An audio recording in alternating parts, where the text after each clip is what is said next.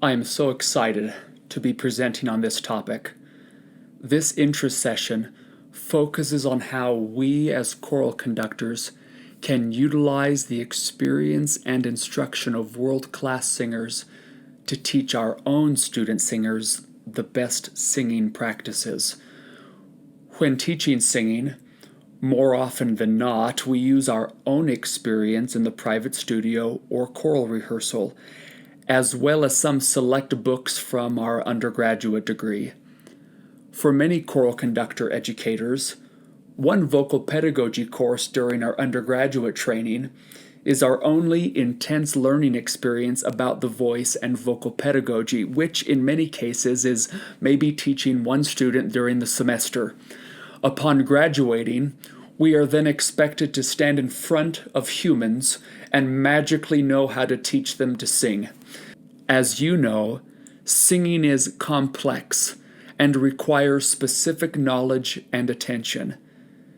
In Richard Miller's book, The Structure of Singing, he quotes the medical dictum, "The first thing is not to do harm."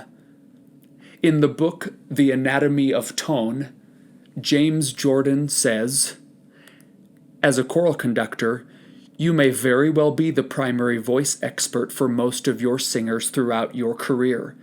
If you conduct church synagogue choirs, community choirs, or high school and most college choirs, the majority of your singers look to you for voice instruction. Few choral singers have or will study voice privately. Therefore, you become the source of their knowledge for healthy and beautiful singing. With that responsibility in mind, it makes sense intellectually and ethically that you know as much as possible how to guide your singer's vocal production.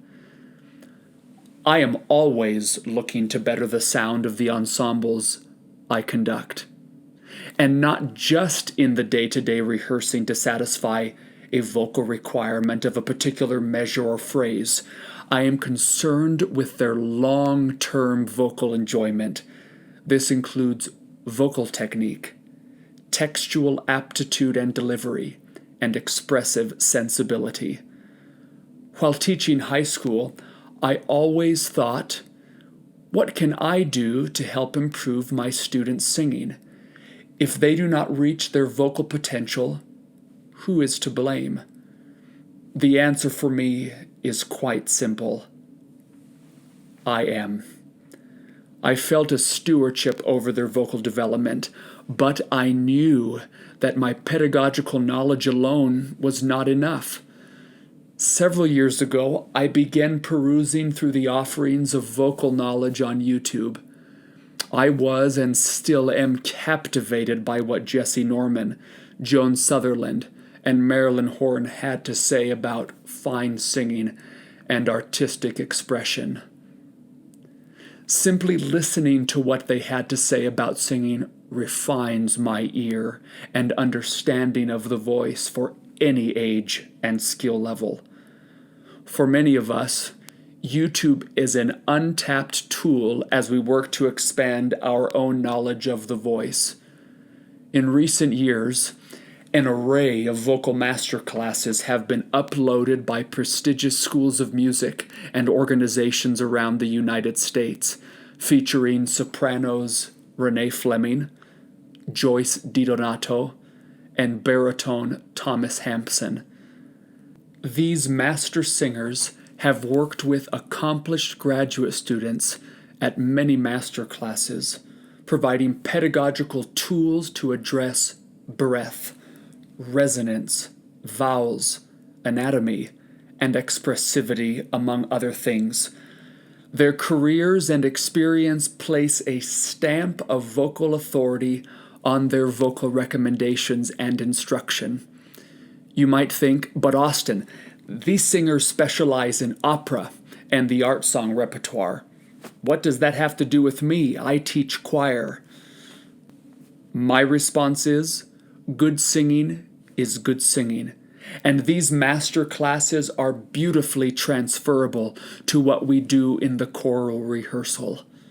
Like our colleagues in the private studio, we as choral conductors want technically adroit, resonant, and exquisitely expressive singing from our students. The sound of my high school ensembles drastically improved as I consistently applied the pedagogical recommendations of these vocal superstars.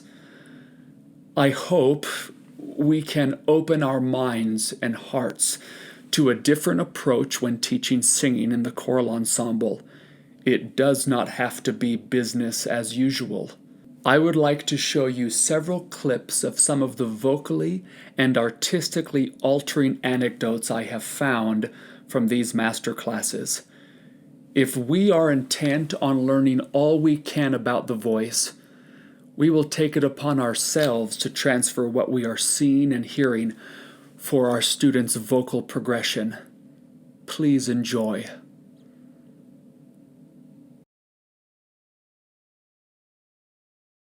Just show me your big, huge breath, because these are long phrases.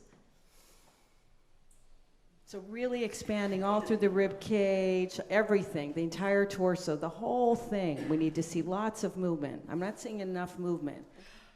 It's like, and plus you're presenting, so present. Yeah, one more time. Just start the first phrase.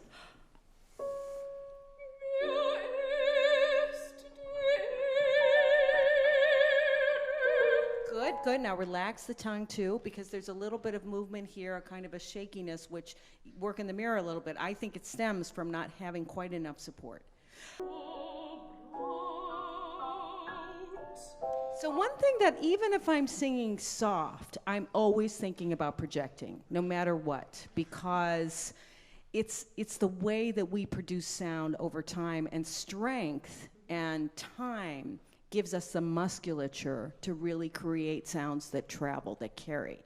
So if you think about that now, because I'm seeing a little bit more of a sipping kind of a sensation.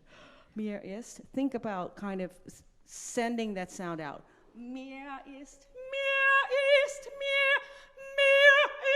depending on what kind of sound you want to make, the color, the vowel, the space, but always with that sense of it's on the breath and it's going in this direction. Mir ist, and then you can do it softer, you can do it fuller if you want to, you can make it darker, but I don't feel like you've quite opened up yet on it. Do you know what I'm saying? Yeah.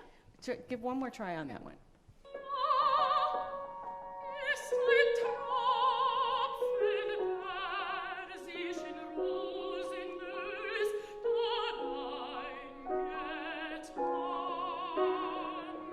So one more time, Megan, just sing that phrase again and really connect to the breath. Yeah.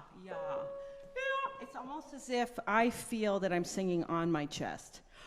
Yeah, that's what the support feels like to me a little bit, that you've got that tremendous expansion all the way around the entire torso, and then when you begin singing, it just lives there. It stays right in that spot and you don't collapse. I don't see you expanding as much as I would love to see. You're looking very relaxed. I love that breath and postural alignment are being addressed with a Juilliard vocal major. If to them, then why not to our students on a constant and vigilant basis? My favorite text on the topic of breath is The Musician's Breath by James Jordan. Let me add that vocal exercise time is not only to warm up the voice, but to carefully observe each student.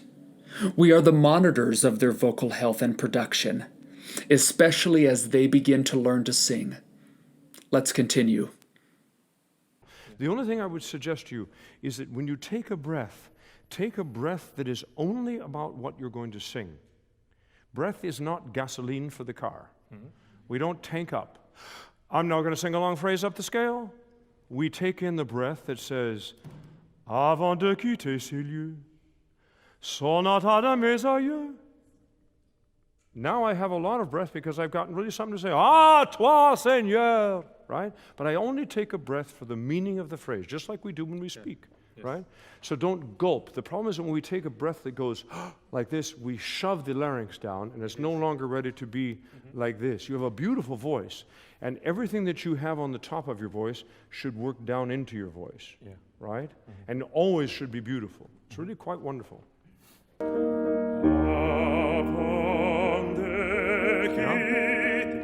I'm sorry to be a pain, because if you get this, it'll be the rest of your life. Yeah.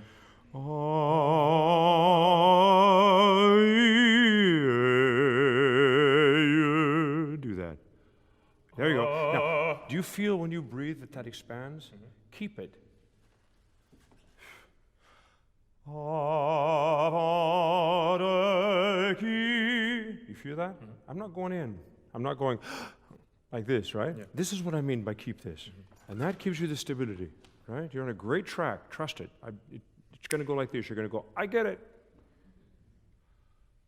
Oh, sorry. Without the consonants.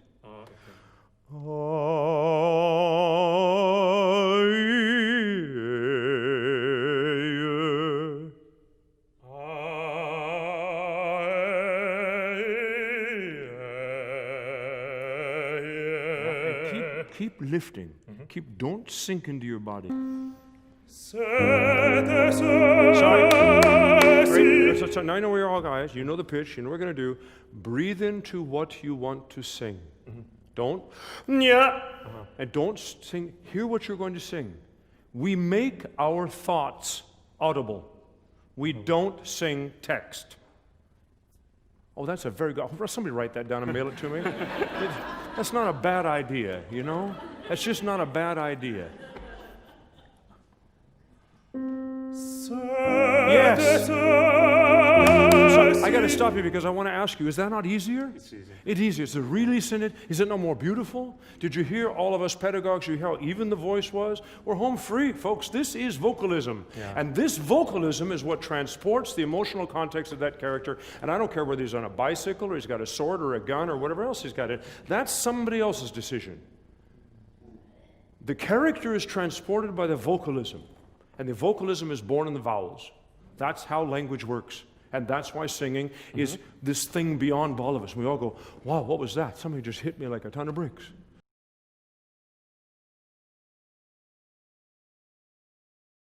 Don't come out and sing this direction.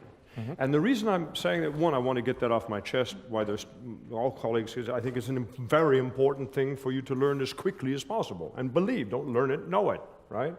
But in fact, we all tend to sing and do this. Well, okay, some of that is physical. I mean, if you see pictures of Caruso, he leaned like this. But if you notice, this knee was very dramatically forward and bent, right? That was sort of the old kind of thing, right? Now, the reason why they did that was mainly because they wanted to keep the back straight. Because if you do this, you're going to tip the hips out, and you're going to roll the shoulders over. And if that happens, you got this, and the next thing inevitably is going to be this. And that all happens for one and only one physical, anatomical reason. Because and that is the following. The spine must be as long as it is built in your body. Yoga is your best friend. If you don't know where your spine is and how you're built and what it does and what part's down here and what part's up there and what goes out and so forth, get a book. There is a wonderful new book out about 2 years ago.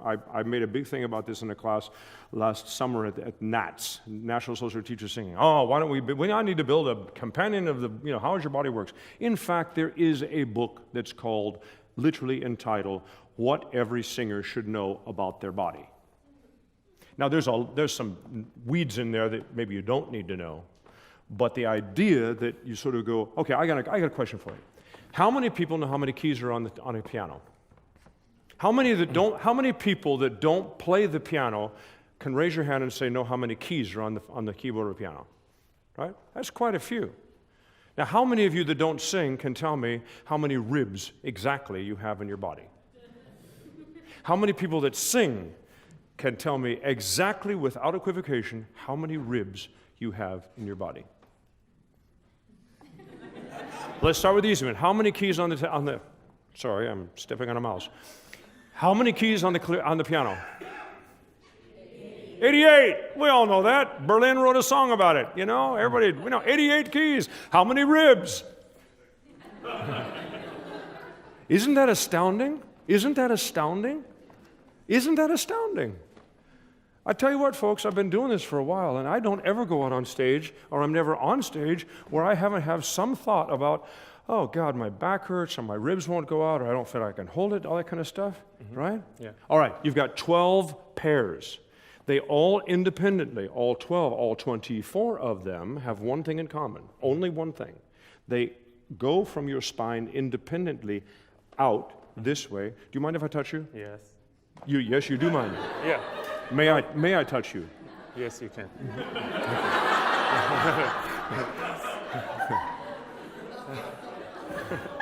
We're in a new world, right? Your spine is here, right? Yeah. And your ribs go like this. Now, why is that interesting? Because the ribs come out around the body like this, and the strength of them is actually kind of on the sides and the back, right? Because they come out and they do different things. We won't get into that right now, but the point is they're out here, right? And they're here.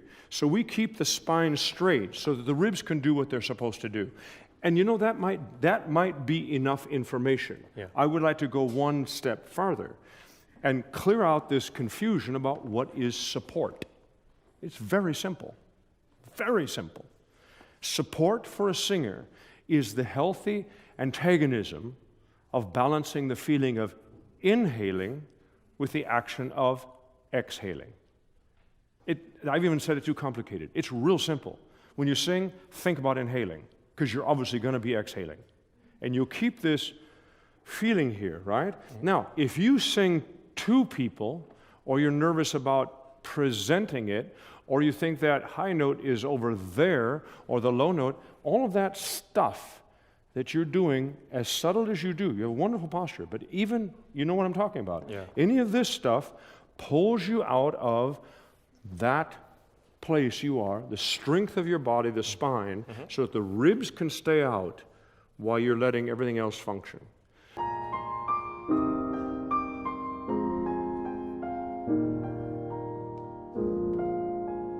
Okay, don't move. Don't move. Stop. Don't move. Where's your energy and where's your weight? My lower body But which side? is supposed to be balanced. Well, I don't think so. As you started to sing, you took a breath and you went off your feet. Actually, as strong, I mean, you got a good posture, but if I'm standing on the set, I could see you move like this, you know? It's not the fact that you moved. Don't misunderstand me. But if you list to one side, or you're no longer in your feet, then you've built a house of clay, right? Yeah. And that first line needs right? And you want to breathe just into that and make that hearable. Stay in your feet, right? Don't, okay, one more time. Yum, bum, bum, bum, bum. Nope, you bent forward. Stop. You feel that? Yeah. I promise you it's subtle, but you're going to love it when it comes together. You're going to, I never knew that small of a thing could have that much difference. Do it one more time. And I'll just help a little bit.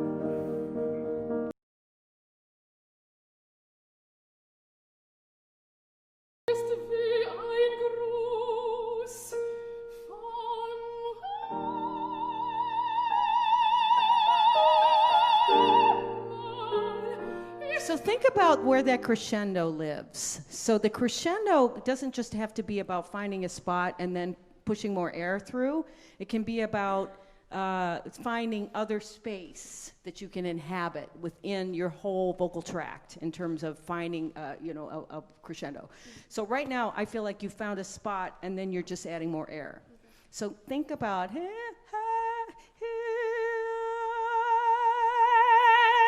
maybe it's higher, maybe it's lower, maybe it's wider, but think about other areas that you can crescendo in, because I feel like you could find more possibility with that pitch. Same as the other one.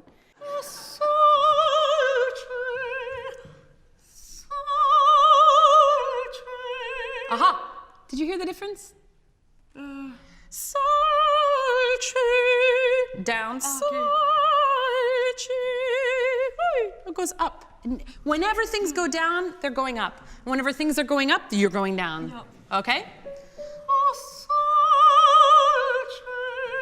Go.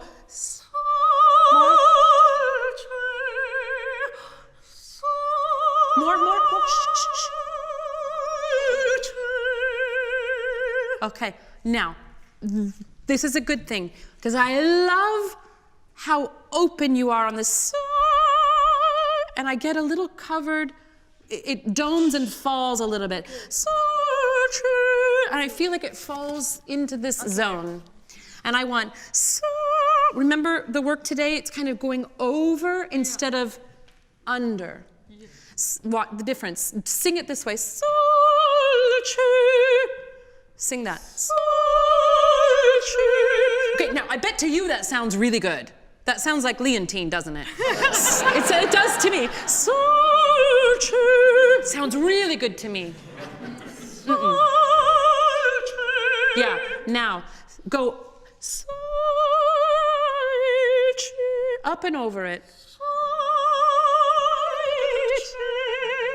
Go. Now faster but quieter. Faster. Yeah, but the last one has to be it needs to go. But you have to go faster with the breath, and you have to curve it. Sing. Three of them. We're gonna do the last one. And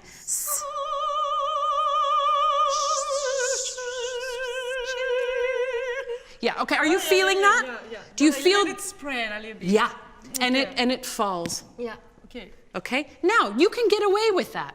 You can get away with that, and it still sounds beautiful. But in the course of this aria, this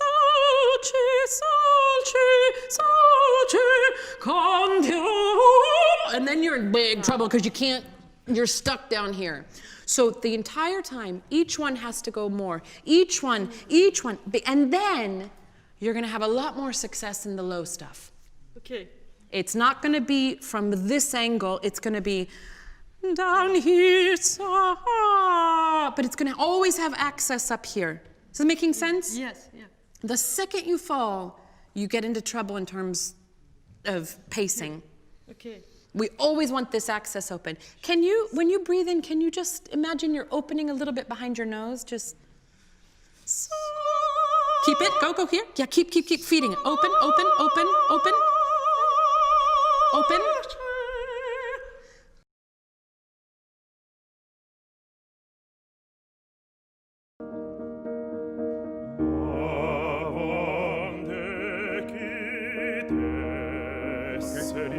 Now, just sing the vowels.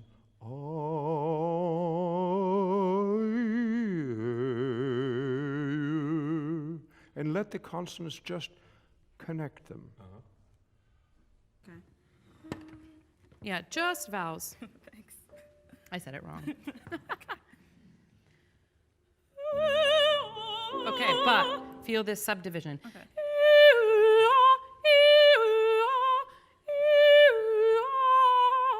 Whatever it is.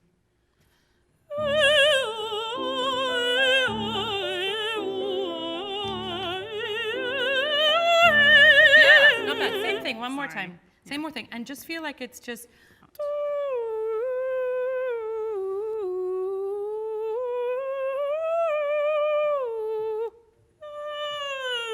Okay.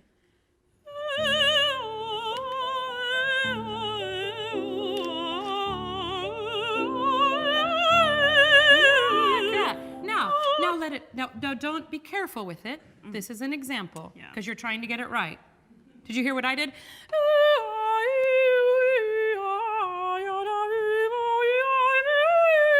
It's so not right. But I'm getting the line. Okay. So don't monitor yourself. That's the focus. Don't be correct. Okay. Yeah, just put it out in one line. Send it.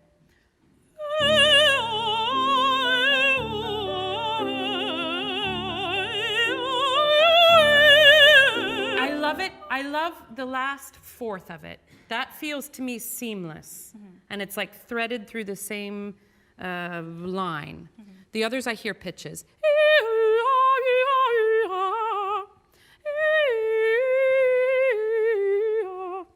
Whatever it is. Yeah. There you go, yeah. Sorry, the word. It doesn't matter, it doesn't matter. Yeah. It doesn't matter.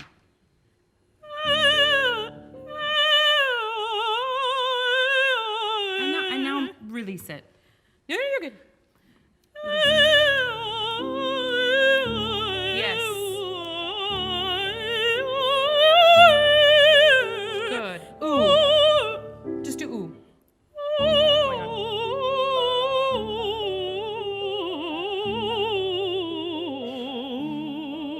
Same thing.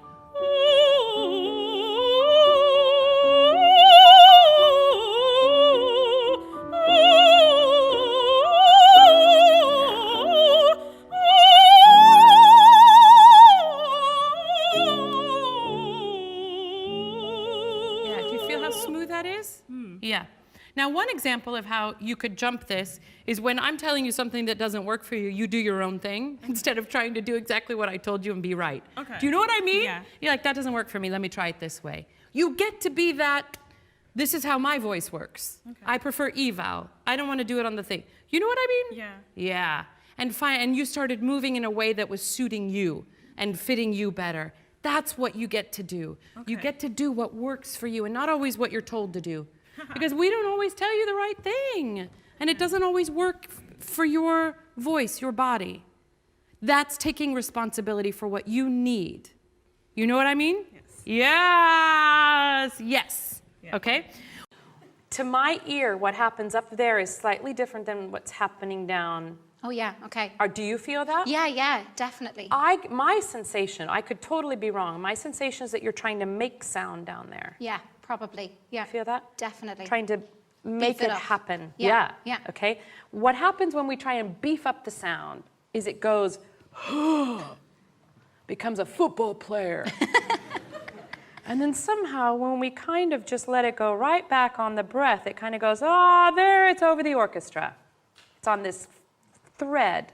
And I'm not talking about a narrow sound or anything. I'm just talking about economy. Yeah. Economy is the name of the game in opera. So one thing I would recommend that you do, I would smear everything.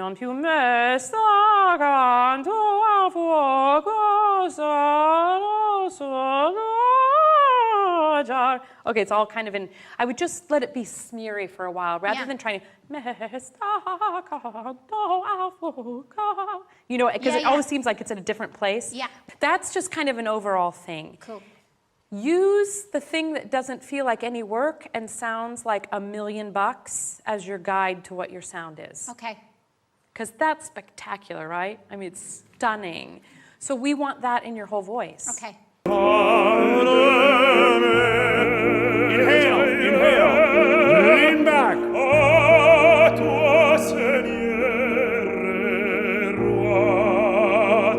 Ba ba bi ba ba ya da da.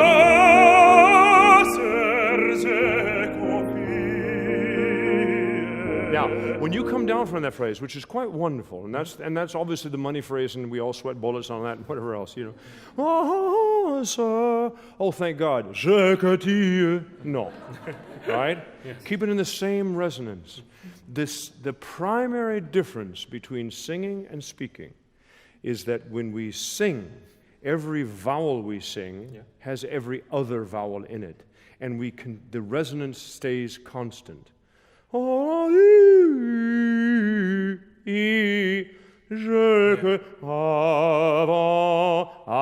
de quitter is C and N. We don't do that. Yeah. Isn't it easier? Yeah, it's easier. Oh, come on. And it's more understandable. By the way, when we speak, we separate consonants, and which ones, at what speed, gives us the language. Even in your mother tongue, right? You have a lot of vowels. What you inflect in vowels and change the meaning just by the sound of the vowels is something that we barely hear. It's an incredible thing, right? In Slavic languages, which English is part of that great big tree, the vowels are rather constant, whether Italian, Russian, Czech, Hebrew, English, French, Italian, right? I-O. And what we do is just care for that same resonance in those vowels, and then we put the consonants where they belong, and it sounds like the language we're singing in. Right? It makes sense? It makes sense. Good.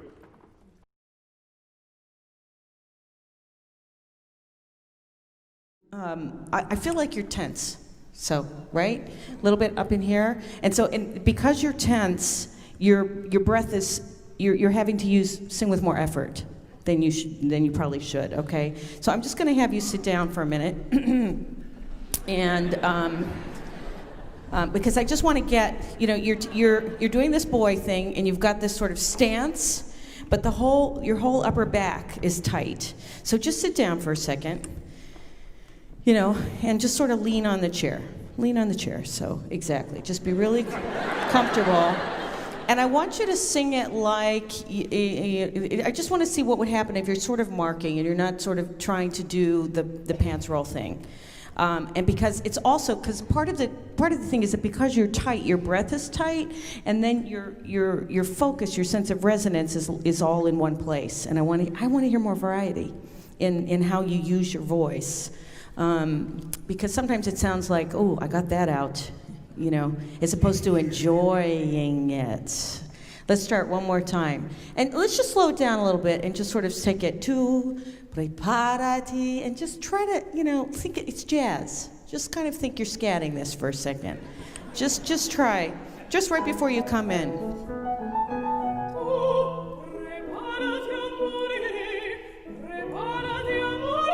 Okay, so do you see all this that's happening here? Do you feel it? Yeah, because it's even more pronounced now that you're sitting. Now lean over and just put your elbows on your knees. Same thing. You're not going to be able to do it now in this position as easily. You'll feel it right away. Big breath.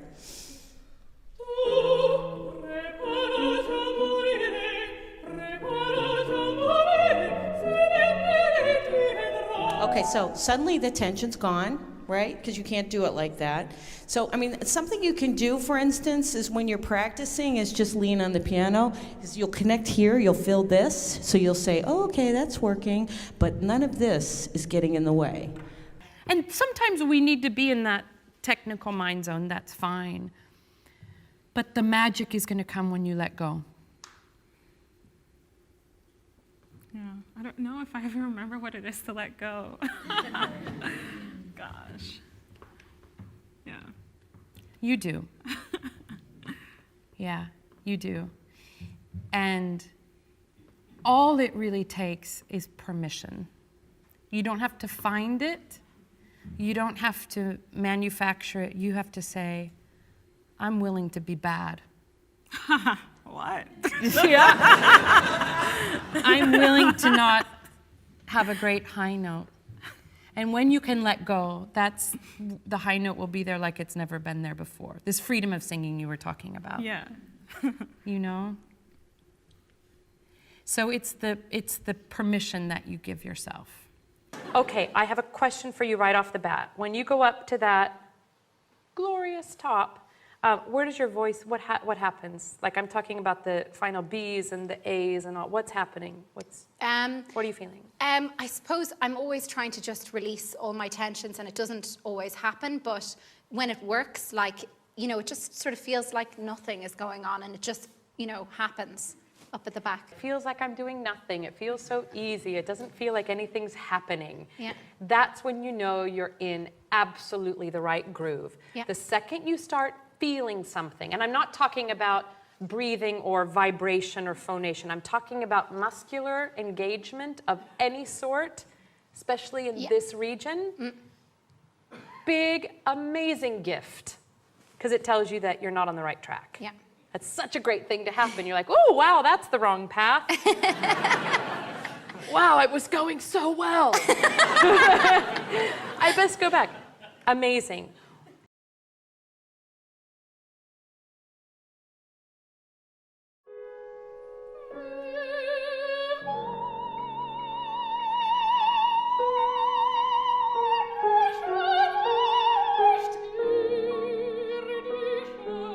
Sing that phrase and crescendo on that phrase. Let me just hear what it sounds like. Yeah? So Okay. if you start, it's very long how you're placing that pitch, and I'm wondering what it would sound like if you started with a little more width at the top, and then opened it up. Okay. It's all living in the same exact spot. Okay. I'm just curious.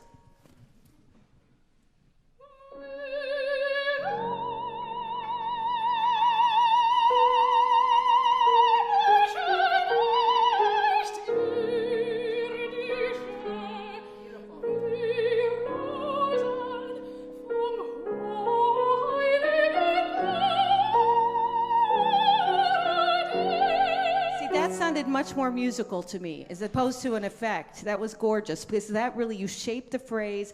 I got goosebumps that time. The other time I went, okay, she's floating. Do you know what I mean? There's a difference. Okay. So we were talking this morning that the vocal work will always be there. And that's all, of course you can finesse this and you can tweak that, and then in 3 years, all of a sudden you need to work on that. But that used to be there. So that's always, like I said, a moving target. What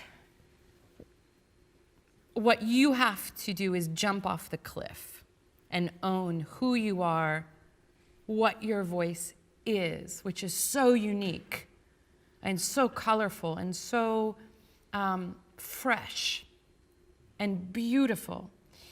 And you have to give it to us instead of monitoring and trying to get it right in performance. And you're doing this, but you're doing it safely. You know what I mean? Does that make sense? Yeah. Do you feel nervous because there's people in front of you? Yeah, it can be the reason that I'm nervous. It can be what? Yeah. The reason that I'm nervous, yeah. And that I'm sitting here? Yes, it's a class situation. Yes. Right. Yeah. Well, that's the least reason to be nervous. No, I'm interested about this because I think we all have this facet. There's a very simple equation to that. It's not about them. It doesn't matter whether they're sitting there or not. Don't sing to people. Don't think of approval.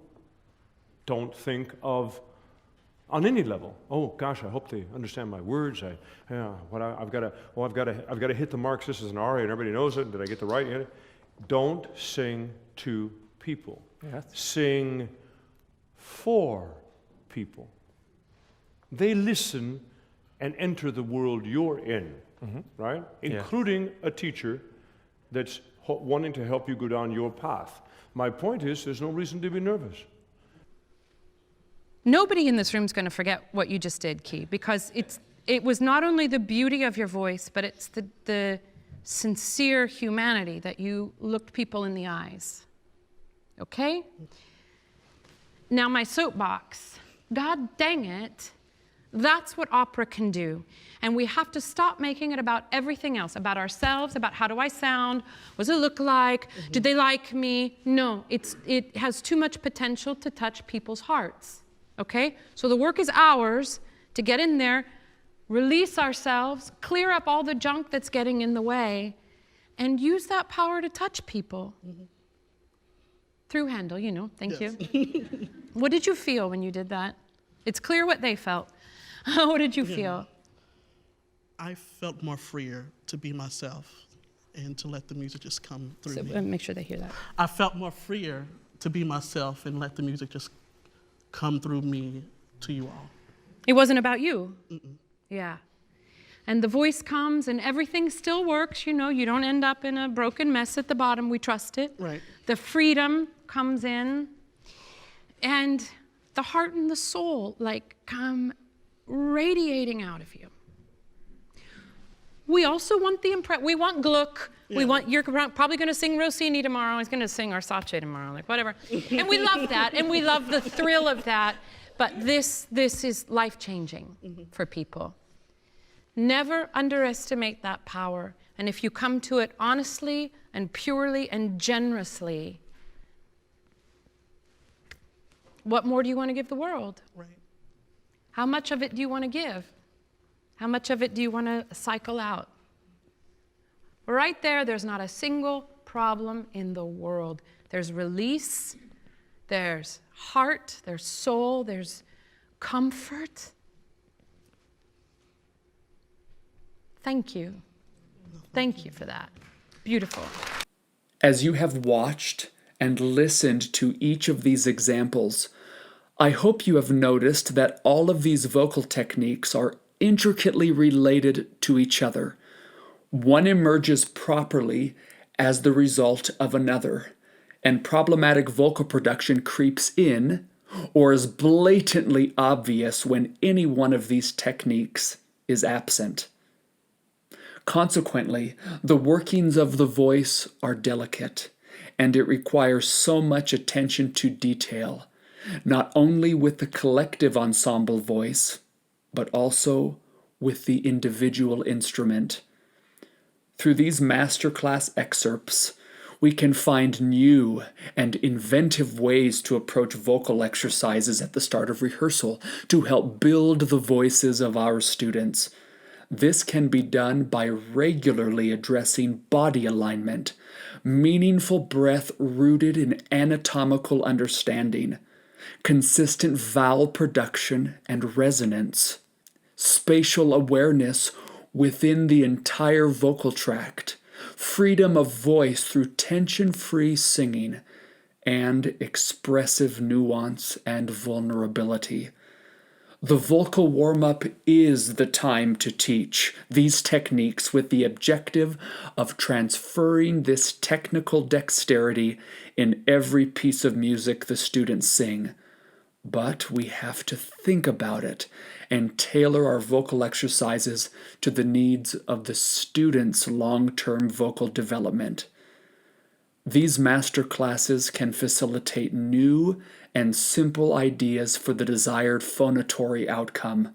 And what I love about them is that I can listen to them while I am completing the more mundane tasks of the day, taking in whatever new gem of knowledge I can. Be creative. Risk approaching vocal pedagogy differently than you might be used to. It is a genuine thrill to be able to teach singing and help each student find their voice. Thank you for watching. Don't forget to click the like button and subscribe to the channel. In the description below for this video, there is a link to a comprehensive list of the YouTube masterclasses of Renee Fleming, Joyce DiDonato, and Thomas Hampson.